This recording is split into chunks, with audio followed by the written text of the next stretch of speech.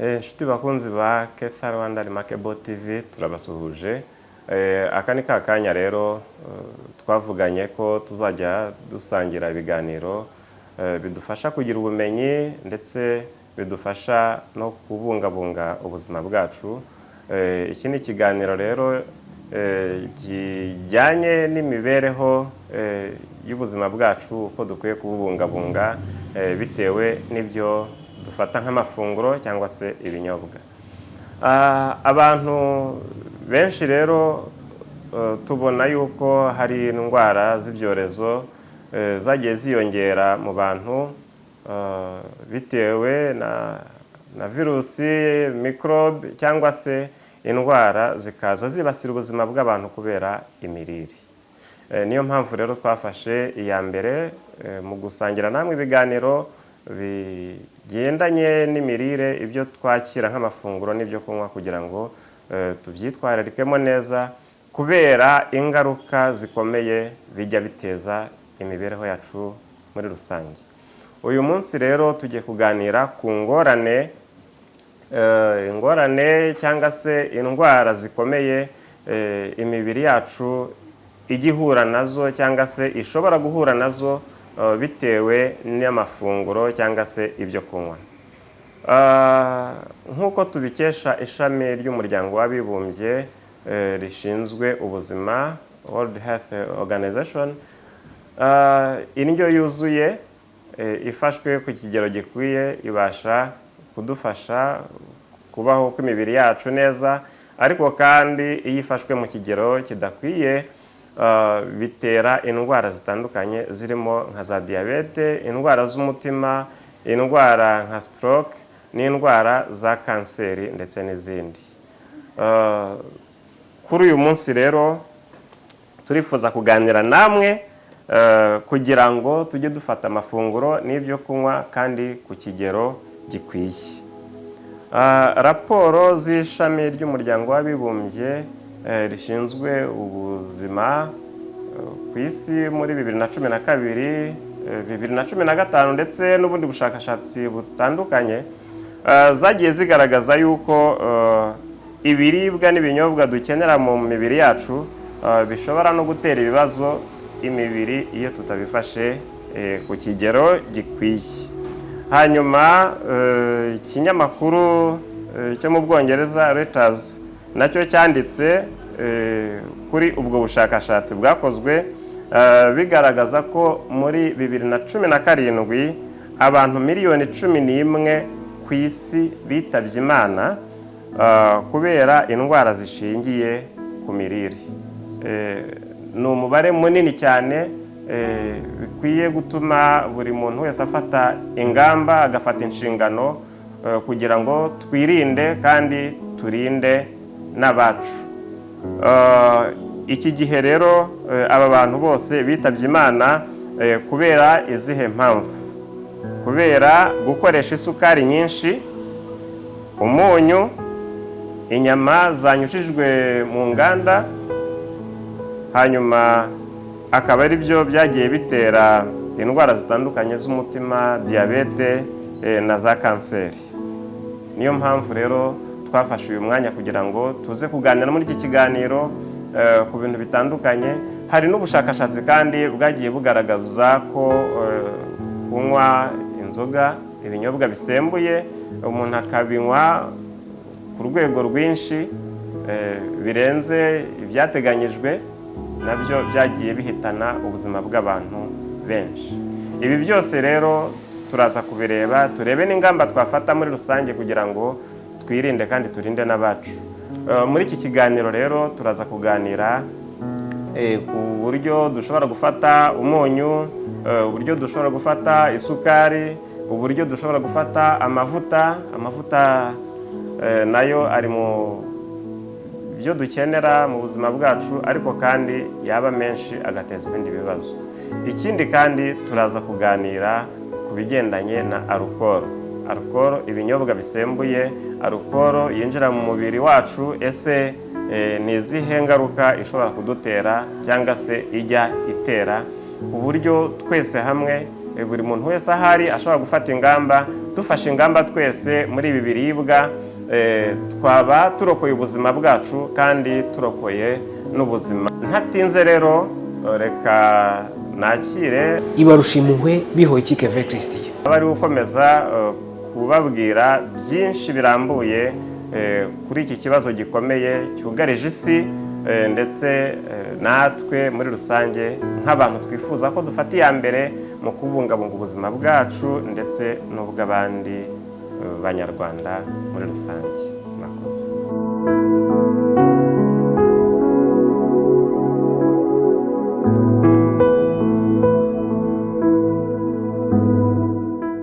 Mbahaye ikaze nshuti bakunzi mukurikiye Keta Rwanda Remarkable TV.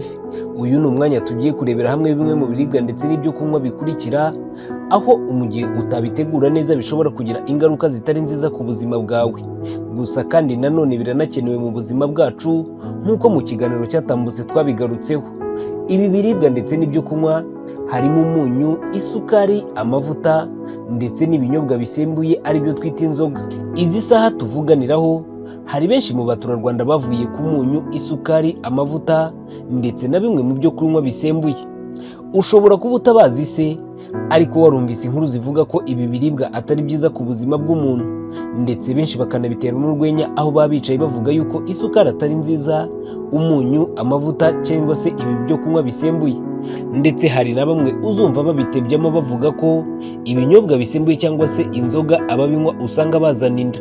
Ibi biribwa ndetse n'ibinyobwa byose tugiye kurebera hamwe uburyo wabitegura neza kandi ukabiringaniza mu buzima bwawe bikaba byagira ingaruka nziza aho kuba byagutera indwara zitandukanye. Reka duhere ku munyu. Umunyu ni ikiribwa gikenerwa cyane mu mafunguro ya buri munsi, ariko kandi gishobora kwica ubuzima bw'umuntu gahoro gahoro bitewe n'uko gikoreshejwe.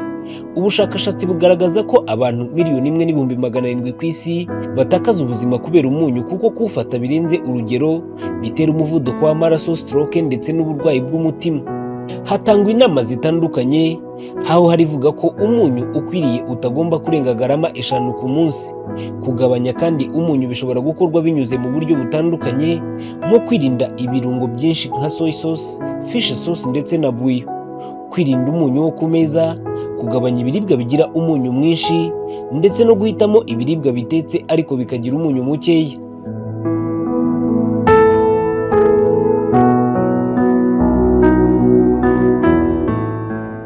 Ku bijyanye n'isukari dukenera mu buzima bwacu bwa buri munsi, mu mwaka wa 2013 ubushakashatsi bwakorewe muri New Harvard School of Public Health bwagaragaje ko abantu 180 bapfa kubera ibibazo bishingiye ku kunywa isukari nyinshi, harimo 133 bishwe na diabete, 44 bishwe n'indwara z'umutima ndetse n'600 bishwe na kanseri.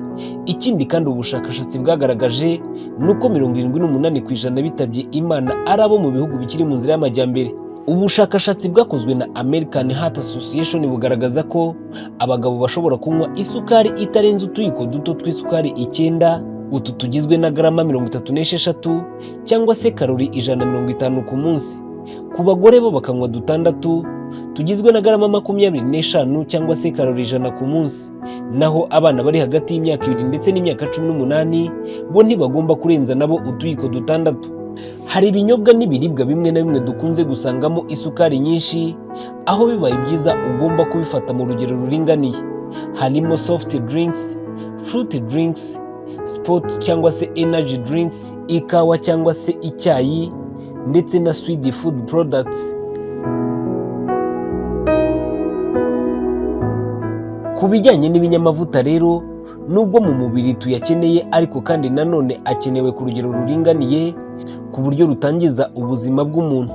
Mu mwaka wa 2016 nk'uko tubikesha ishami ry'umuryango w'abibumbye World Health Organization, ubushakashatsi bwagaragaje ko 340,000 by'abana bari hagati y'imyaka 5 ndetse na 19 bari bafite umubyibuho ukabije cyangwa se obesity. Naho 1,900,000 by'abakuru nibyo byari bifite umubyibuho ukabije. Muri 2020 1,039,000 by'abana bari munsi y'imyaka 5 bari bafite umubyibuho ukabije. Kugira umubyibuho ukabije bigira ingaruka zitandukanye ku buzima bw'umuntu. Bishobora gutera indwara z'umutima ndetse na stroke, bishobora gutera indwara ya diabete, indwara z'imitsi no mu ngingo ndetse na kanseri. Ubushakashatsi bwakorewe mu gihugu cy'Ubwongereza bwagaragaje ko abagabo batagomba kurenza garama 30 z'amavuta, abagore ntibagomba kurenza garama 20 ku munsi, ni mu gihe abana bari munsi yaho. Hari bimwe mu biribwa dusangamo amavuta menshi, harimo nka fatty cuts of meat products cyangwa se ibikomoka ku nyama birimo nka sosiso n'ibindi. Hari butter, cheese, shokora, biscuit, cake, palm oil, coconut oil and coconut cream. Icyitonderwa, ubushakashatsi bw'ikigo Food and Chemical Toxicology muri 2020 bwagaragaje ko guteka mu mavuta menshi umuntu yayacaniriye cyane birema ibihumanya cyane cyane byinjira mu mabere ku buryo bishobora no gutera kanseri. Usibye gucanira amavuta cyane, amavuta atekeshejwe inshuro nyinshi nayo atera ingorane zo kwandura indwara z'umutima na kanseri nk'uko twari tumaze kubivuga. Ubushakashatsi bugaragaza ko uko ucaniriye amavuta agashyuha cyane kugeza ubwo azana umwotsi, aha twavuga nk'iyo amavuta ari hejuru ya °C 177, abantu bariye ibyo biryo baba binjije mu mubiri uburozi cyangwa se composant toxique ku buryo igihe kizagera bakazabiviranamo ingaruka zikomeye imbere mu mubiri zirimo na kanseri y'imwe mu myanya y'umubiri nka kanseri y'ibere, ibihaha, umwijima, impyiko, igifu, inzira y'ibiryo, prostate ndetse n'ibindi. Reka noneho turebe ku binyobwa bisembuye. Ibinyobwa bisembuye ni bimwe mu bikenerwa n'abantu benshi ku isi, ariko kandi imikoreshereze yabyo mu mubiri yacu ikaba yarangiza ubuzima bwari bufite ejo hazaza heza. Nk'uko tubikesha Centers for Disease Control and Prevention, ubushakashatsi bwagaragaje ko ibyo kunywa bisembuye bishobora kugira ingaruka nyinshi mu mubiri ndetse bigatwara ubuzima bw'abantu benshi bitewe n'uko bikoreshejwe. Nk'uko tubikesha kandi raporo y'ishami ry'umuryango w'abibumbye ku isi rishinzwe ubuzima, rigaragaza ko abantu bagera kuri miliyoni 3 bapfa buri mwaka kubera alcohol. Nk'uko kandi byagarutsweho n'umushakashatsi akaba n'umwanditsi Natalie Levinsky ku itariki 15 Gicurasi 2023. Ingaruka z'ibinyobwa bisembuye bifashwe mu buryo burenze urugero bigira ingaruka mu buryo bukurikira. Ibi binyobwa bigira ingaruka zikomeye ku bwonko bwa muntu, bigabanya ubushobozi bwo gutekereza, bikaganisha umuntu kuri depression ndetse na stroke. Ku mutima, kunywa cyane byongera umuvuduko w'amaraso, high blood pressure, bikagenda byangiza umutima biwugabanyiriza ubushobozi mu mikorere, bikawuganisha ku kurwara indwara zitandukanye. Ku mwijima, kunywa ibinyobwa bisembuye 3 cyangwa 4 ku munsi biri mu byongera ingorane zo kugira kanseri y'umwijima cyangwa se ubundi burwayi budakira. Mu nda, kunywa ibinyobwa bisembuye 1 cyangwa 2 ku munsi biri mu byongera ingorane zo kugira ibibazo byo mu nda cyangwa se ibisebe byo mu gifu. Ku myanya myibarukiro, kunywa buri munsi bigabanya imisemburo y'intangangabo. Kunywa cyane bigira ingaruka kandi ku mihango y'abagore ndetse bikaba bishobora gutera kanseri y'ibere. Ku mikorere y'umubiri, kunywa cyane bigabanya ubushobozi bw'abasirikare b'umubiri, bityo rero kurwara indwara zitandukanye kandi zigashegesha umubiri bikaba byoroshye. Ingaruka zindi zihita zigaragara vuba twavuga nko kubura ubuzima bw'abantu bitewe na aksida, kwiyahura, guhohotera abandi, gukomereka, guhindura imyitwarire ya muntu kugeza ubwo ushobora no gutwara inda itateguwe, cyangwa se kuba habaho kwandura indwara zandurira mu mibonano mpuzabitsina bitewe n'uko benshi iyo bamaze gufata agasembuye kakabarusha imbaraga kwikontora cyangwa se kwimenya biba bishobora kugorana.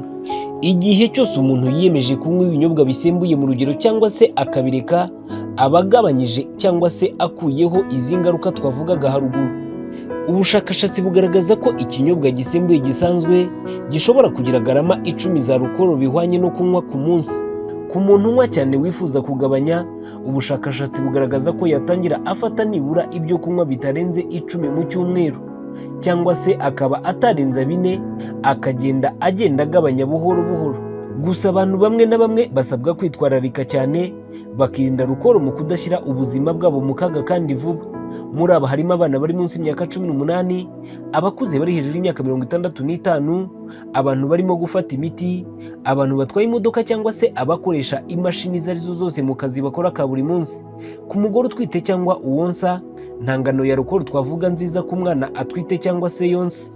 Reka mbashimire mwebwe mwese twabanye, kora subscribe, uduhe igitekerezo cyawe muri comment kandi ubutumwa ubusangiza abandi ukora share.